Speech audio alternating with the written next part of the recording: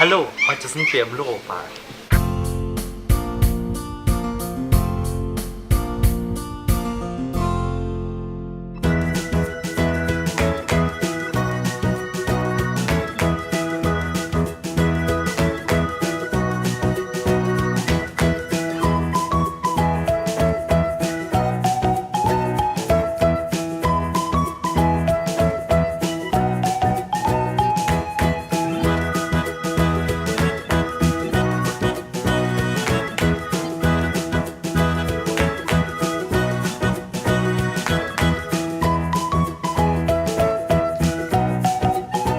Welcome to Loro Parque. I'm Tony Greenwoods and I'm from New Zealand, and quite fitting that I'm here in the cage with the Keas. These Keas have been here since 2001. These ones have actually been bred in the park and are breeding within the park. So we've been quite lucky to have these birds with a successful breeding program. And as you can see, they're eating here a mixture of melon, broccoli, walnuts with carrots, and other little delectables that they've got. You can see with their very strong bills that they're chomping through to the walnuts, and I'll try and keep my feet away because they'll try and attack my shoes and buckles. But we've had a lot of success here with the Keas, and a lot of people ask, why are Keas sitting in Spain? Why are they here in Canary Island? We didn't bring them here and smuggle them in. No, they came from other zoos and other parks, and they're here under legitimate breeding programs, which we have with other zoos. So we're breeding on average about 2 birds a year. In here we have 8 birds. These birds, as you can see, are enjoying the ice, which is emulating the alpines of where they live. So in New Zealand, these birds live in the snow, and they also breed in the winter months. These birds live usually a lifespan of about 50 years. So it's quite a long lifespan. They'll lay up to 1 to 5 eggs, and they'll sit on the eggs for up to around about 30 days. After about 12 weeks, the chicks will leave the nest, but they do have predators in New Zealand. We have stoats, we have ferrets, and we also have the good old possum, and of course wild cats and dogs that might be sneaking around and hope to eat them. If they do lose eggs early in the season, they have been known to have another clutch of eggs later on in the season. But there's certainly a lot of conservation groups in New Zealand that are working to save these birds and keep them alive and flourishing as much as we can.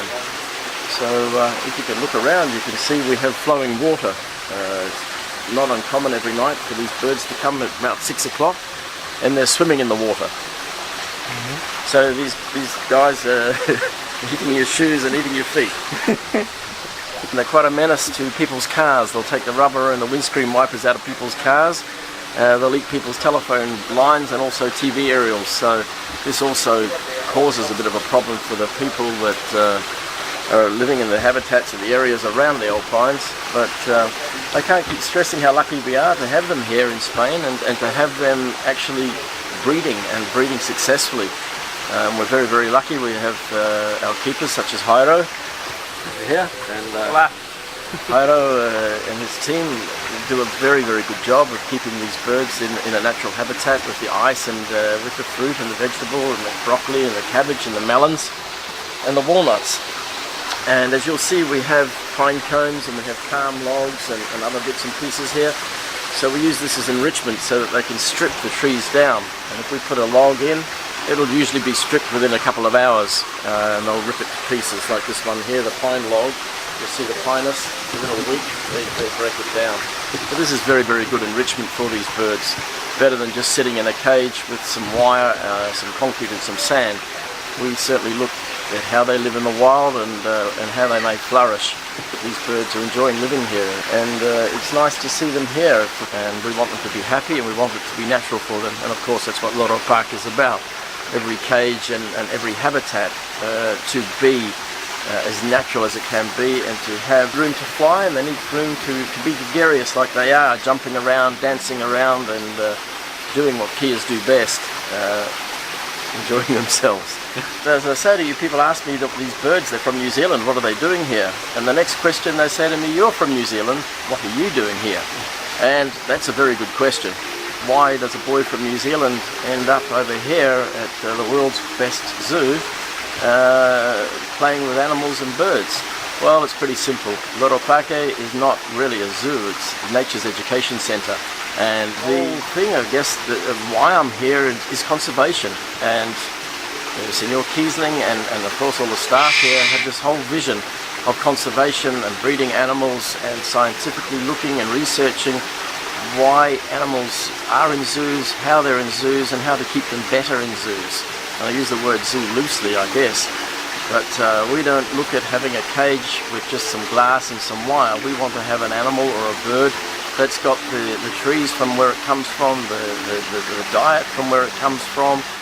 We have the Loro Parque Foundation who obviously are scientifically studying these birds and understanding why and when and how these birds breed or what they're thinking and how intelligent are these birds.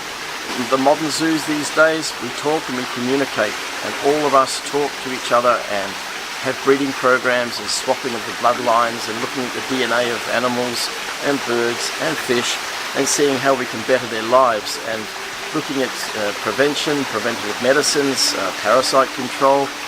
Here at Loro Parque, we grow all of our own foods at our own fincas, and a finca is a farm. So we grow all of our own passion fruits and papaya and lettuce. I think it's better that we pop out of the cage now before we lose our toes, because they're getting a little bit more interested in our feet and getting a lot more confident. Wenn ihr noch Fragen habt, schreibt es einfach in die Kommentare, und wenn euch das Video gefallen hat, dann würde ich mich über ein Like sehr freuen. Damit ihr kein Video mehr verpasst, könnt ihr unseren Kanal kostenlos abonnieren.